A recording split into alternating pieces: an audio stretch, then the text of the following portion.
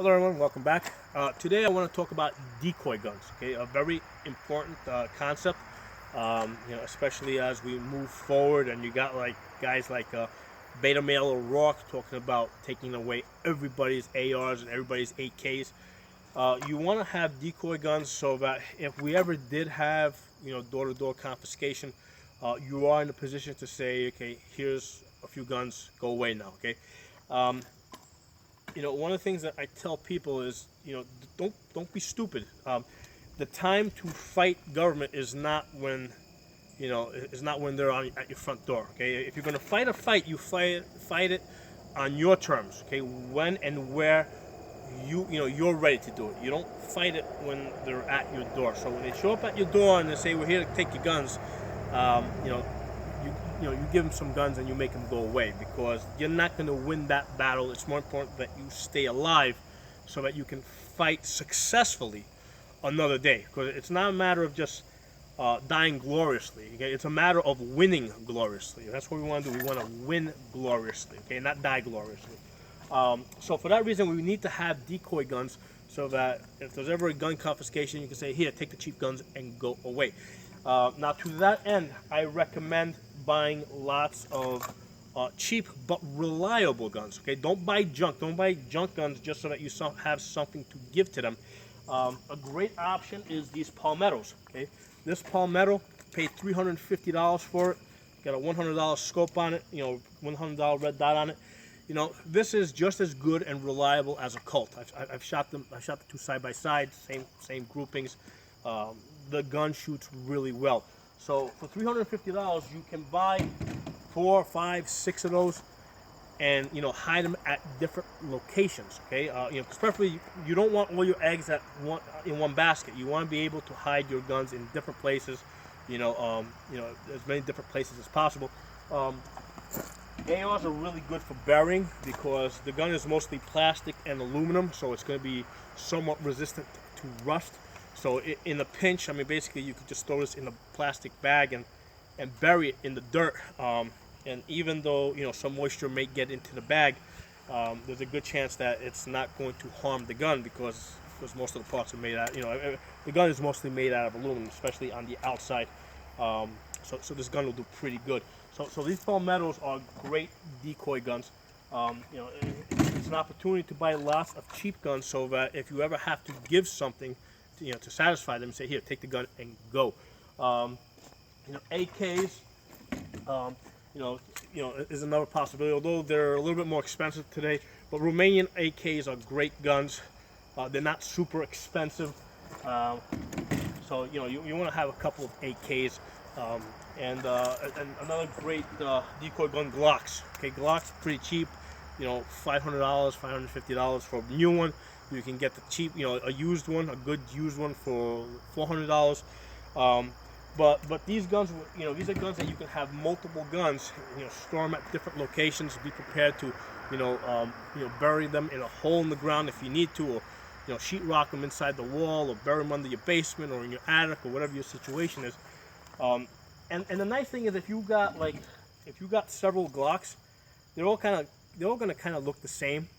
So if you bury one and you have another one to shoot, you're not going to miss the fact that you've got one in hiding, and you're not going to get to shoot it for a very, very long time. Same thing with the palmettos. If you got 2 or 3 palmettos that all look the same, I mean, you're not going to care that you have a gun sitting in the ground that you're never going to get to shoot, because you got another one just like it. Okay, so that is an important psychological feature. I want any gun that I hide and put away, I want to have an identical one that I can shoot, or multiple identical ones. The other cool thing is that these black guns all kind of look the same. Most people that don't shoot really can't tell the difference between an AK-47 and an AR-15. Okay. So that's kind of good for us. Okay, these guns, most people will just look at these and say, they'll just say guns. Especially these black scary guns, they look pretty much the same to most people that don't know guns. So here's the thing, very important. If we're ever let's say we're in a Civil War type of situation, there will absolutely be door-to-door, searches and confiscations. Okay, all countries that have gone through civil wars have experienced this. Every country that's had a dictatorship or a dictator take over, has experienced this. So you can expect that there will be door-to-door searches and confiscation. So that's why you need a lot of guns, and you want to be in a position where, because they may, the chances are that they'll come to your house and they say, okay, we know that you have guns because you've come up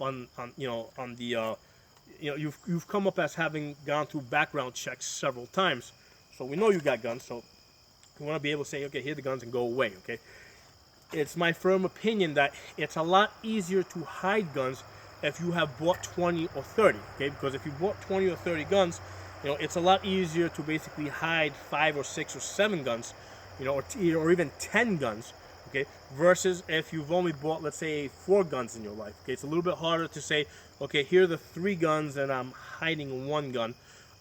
It's actually a lot easier to hide 5 or 6 guns if you bought more guns. So keep that in mind, because a lot of people think that if they buy lots of guns, they're gonna end up on some type of a list. If you come up on a list that's having, I think you're gonna end up on that list regardless of whether you bought 1 gun or if you bought 30 guns, and it's a lot easier to hide a few guns if you just have bought a lot of guns. Now, another thing for you guys to consider, and this is very, very important, as of this date, we're at the end of September 2019. There is no universal background checks on rifles and shotguns, on long guns, okay? That's very, very important to us, okay? Because what that means is that it is legal for me to privately sell these guns without having to go through having to go, or rather the purchaser having to go through a background checks. So that gives me deniability. If in the future they show up at my door and say, okay, you've gone through background checks 20 or 30 times, whatever, where are the guns? I will simply say that I sold them privately when it was legal to do so, and at the time I was not required to keep any records, so I don't know where the guns went. And that would sound very reasonable, okay? So the lack of universal background checks gives us deniability in the future if they ever decide that they're going to take the guns away from us. Okay, so that's another reason why in fact, it makes sense. That puts you in a position to be able to say, yeah, I came up 20 or 30 times, as having gone through a background check, but it's because I kept buying these guns and I didn't like them, so I kept selling them off and buying some type of a replacement. Okay, so buying lots of guns and going through background checks, does not hurt your ability to hide guns. Okay, now on the handguns, it's a little bit more, it's just a step more difficult, because on the handguns we do have universal background checks. Basically, you cannot privately sell a handgun. So the deal with this is that we still have some protection with the handguns, in the sense that the background check is on the purchaser, not on the seller. Okay. So, for example, even though, let's say I own 5 or 6 or 10 or whatever number of Glocks, okay, if I decide that I now want to sell it, right? So let's say I'm going to sell it to you that's watching me. So me and you, we go to the gun store, right? We fill out the paperwork. The background check is done on you. It's not done on me, okay? So you show up, as a ping, you just bought a gun, okay? But they don't know that I just unloaded a gun, okay? That doesn't show up anywhere, okay? My name does not appear on the paperwork that you fill out. Okay, the only thing that shows up there is, the name of the FFL, and the buyer of the gun. So even with handguns, I still have a level of deniability. I can say that, yeah, basically I bought whatever 50, 100 handguns, and then what happened is that I ended up selling them because I didn't like them or whatever. I needed the money. And I did this legally. I went to the gun store, with the purchaser, and he did the back. He went through the background check. I gave him his gun, and and that was the end of that.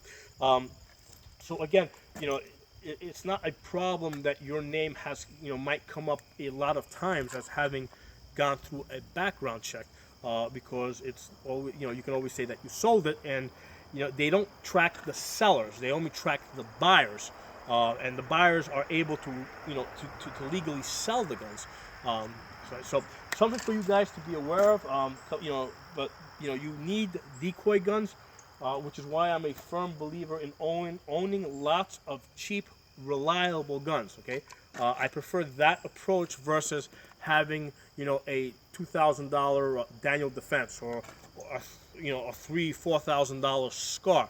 With those type of guns, the guns are only marginally better. Okay, and you've got all your eggs kind of in one basket. Okay, so I'd rather see you guys with with 10 of these Palmetto AR-15s than one Scar that costs like $4,000. Okay, so some for you guys to think about. If you got any comments, feedback, any other ideas, I'm looking to you guys as well for your ideas.